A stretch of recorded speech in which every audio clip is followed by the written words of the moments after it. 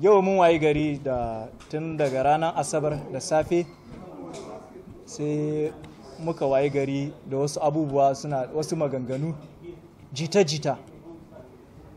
Ana ta yadawa cewa a jikin jagoran harka Islamiyya Said Ibrahim Zakzaki Hafizullah wanda aka zalunce shi aka ajiye su a gidan yari da cututtuka ba magani ba a barin iyalansa su gan shi.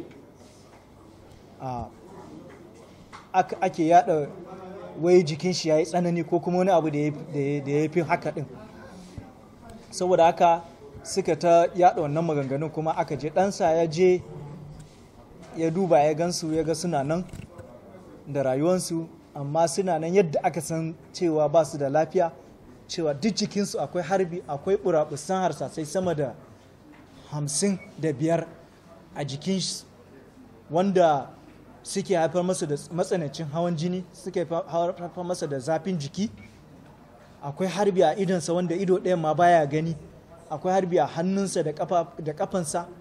Matarsa malama Zinatu jikinta duk harbi, ita ma akwai harsasai duk barafasai a jikinta wanda ba a cire ba, wanda suka haifar da abubuwa. Sannan akwai guba wanda tuntuni ta tsananta a jikinsu ba a cire ba, aka aje su, kuma aka zo kuma ana yada su. Wannan mutanen da suka ɗaukar bataliyan sojoji suka je gidan bayan Allah nan suka kai musu hari, kuma daga bakinsu da niyan kashe su, kuma daga bakinsu ake jin irin wannan jita-jitan. Saboda haka wannan abu ya tayar da hankalin al'umma, ya tayar da hankalin mabiya akan wannan abubuwa da jita-jitan. Duk da yake an je an ga suna nan, amma jita-jitan ta tayar da hankali sakamakon ta fito ne daga bakin mutane muyagu wanda suke kokarin ganin sun kashe su. To wannan kaga kenan akwai lauje a cikin naɗi. Idan in ba rami me ya kawo tsalle, ba yaƙi me ya kawo gaba, me ya kawo wannan maganganu daga bakin mutanen da suke son su kashe su. Wannan yasa muka ce to ya kamata aka kira taron manema labarai domin a sanar da al'umma halin da ake ciki. Kowa ya sani wannan abu da gwamnatin Buhari take yi na tsare malam da cutar da shi, da kashe mishi 'ya'ya, da kashe mishi almajirai sama da 1000, da kona mishi gida, da kona Husainiya, da kona mishi gona, da duk wani abu da ya mallaka suka rusa, suka sa wuta, suka kona, suka kashe mutane, suka kulle yarsa a cikin ɗaki, suka sa makulli, suka rufe, suka banka mata wuta har ta bar duniya tana neman taimako.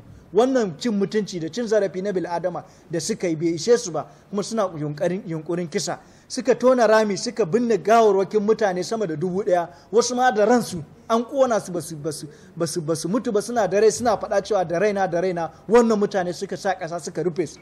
Wannan cin zarafi na bil'adama da gwamnati nan ta yi, shi yasa muke cewa al'umma su sani wannan cin zarafi da mutanen suka yi da kashe mutane da suka yi ba zai tafi a banza ba. Sannan kuma duk wani abu da ya faru, to da Buhari da wanda suke tare da shi da magoya bayansa su kuka da kansu, su san da sanin cewa ba zai tafi a banza ba. Wannan shine dalilin da yasa aka kira taron manema labarai, domin mu sanar da su halin da ake ciki a wannan yanayi da ƙasa take ciki. Masu zanga-zanga, mutane suna mulki, ba wanda ya isa su yi mugun abu ya fito ya magana sai su kama shi ko su sa a kashe shi. Mutane suna zanga-zanga, an je an nema 'yan daba, an sa su sun sare su bai yi ba, an sa 'yan daba suna kone-kone da fashe-fashe saboda soja su samu dama na afka musu. Kana al'umma su manta cewa kafin su iya hautsina masu zanga-zangar 'yan sas, sai da Buratai ya nemi dama cewa a bashi dama ya afka musu. Ba bashi ba, suka yi abin da suka yi, ƙarshe suka kirkiri damar da suka yi suna kashe mutane. To wannan kisa da suke yi ba zai tafi a banza ba, kuma mu ba za su mana babarodo ba.